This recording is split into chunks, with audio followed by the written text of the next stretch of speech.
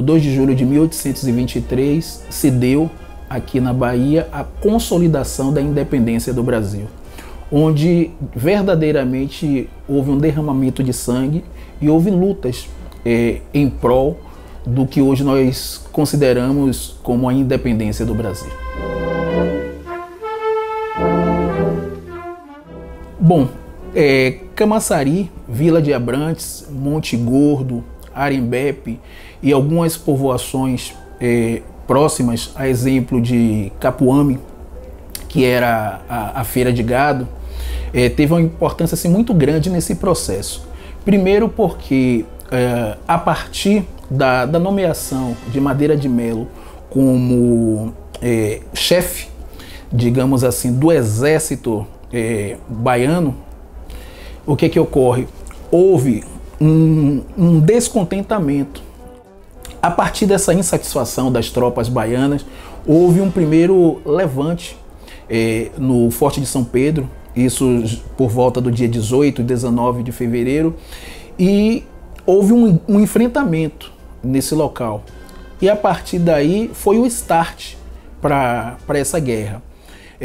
Ainda no bojo do dia 18, do dia 19 de fevereiro, as tropas baianas foram rechaçadas, elas fugiram e se organizaram de certo modo, porque essa tropa era composta de militares, de civis paisanos, de negros, de alguns ex-escravos que saíram da cidade do Salvador, foram para Itapuã. Em Itapuã eles encontraram um entreposto comercial de um português, eles invadiram esse entreposto comercial, fizeram saques e desceram sentido a Vila de Abrantes.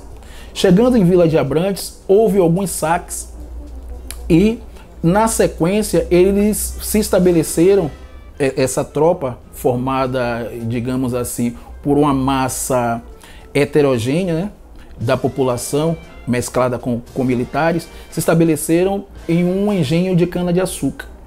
E o proprietário desse engenho, a princípio, deu guarida para essa tropa baiana. Só que a animosidade com relação aos portugueses era tão grande que eles começaram também a fazer levantes na própria Vila de Abrantes.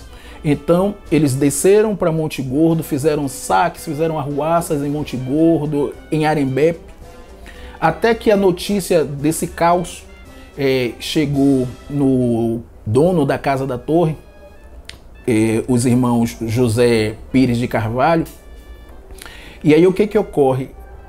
Foi dada uma ordem para que eles regressassem para Itapuã e aguardassem, digamos, informações ou mesmo ordens da Casa da Torre para que eles pudessem se organizar. E a partir daí, esse foi o primeiro ponto relacionado ao primeiro conflito, no dia 19 e 18 de fevereiro. A partir daí foi se organizando, isso na Casa da Torre, uma espécie de milícia para fazer o enfrentamento às tropas portuguesas.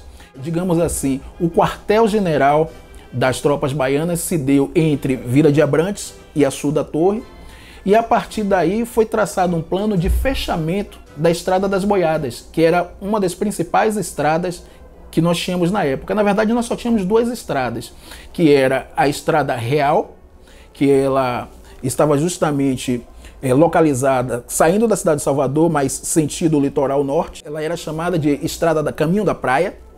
E nós tínhamos a Estrada das Boiadas, que assim foi denominada por conta das tropas de tropeiros que passavam por essa estrada com gado que eram comercializados na cidade de Salvador.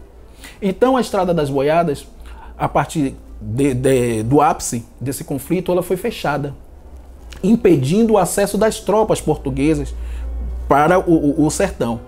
No dia 29 de junho de 1822, representantes dessas vilas, incluindo Vila de Abrantes, se reuniram na perspectiva de formar um governo, digamos, cívico e militar naquele teatro de guerra. Então, Miguel Calmon do Pin, que futuramente se tornou o Marquês de Abrantes, ele foi o representante da Vila de Abrantes e um dos responsáveis por esse governo provisório. Mais à frente, a Vila de Abrantes reconheceu a legitimidade da atuação e da regência, na verdade, do imperador do Brasil, Dom Pedro I. Então, ele foi reconhecido pelas autoridades de Vila de Abrantes, foi celebrado um tedeu e foi escrito um documento, uma espécie de ata, onde foi assinada pelas autoridades mais importantes da vila, que na época eram os vereadores e alguns, digamos assim, grandes latifundiários. Falar da Estrada Real das Boiadas é falar do significado, da importância do 2 de julho para Camaçari. E esse fato foi reconhecido na década de 1930, do século passado. Autoridades baianas reconhecendo a importância da Estrada das Boiadas para Camaçari e também no Teatro de Guerra da Independência da Bahia, foi inaugurado um monumento na cidade de Camaçari, isso na década de 1930. No centenário da Independência da Bahia, foi inaugurada a primeira rodovia baiana. E essa rodovia, que era denominada de Rodovia Bahia Feira, ela foi justamente feita, todo o seu traço, em cima da antiga Estrada Real das Boiadas. E ela foi inaugurada no bojo das comemorações do centenário do 2 de julho, da independência da Bahia. Ela foi inaugurada no dia 5 de julho de 1923. Em 2023, nós vamos comemorar o bicentenário da independência da Bahia. É importante que nós venhamos nos apropriar dessa informação, até porque para desenvolver o sentimento de pertencimento do nosso povo, eu acredito que ajuda a fortalecer, porque na medida que as pessoas conhecem a sua história e se enxergam como agentes participantes de uma maneira ativa, eles passam a ser protagonistas da sua própria história. Então enxergam, entendem e respeitam a sua história, a sua cultura de uma outra forma.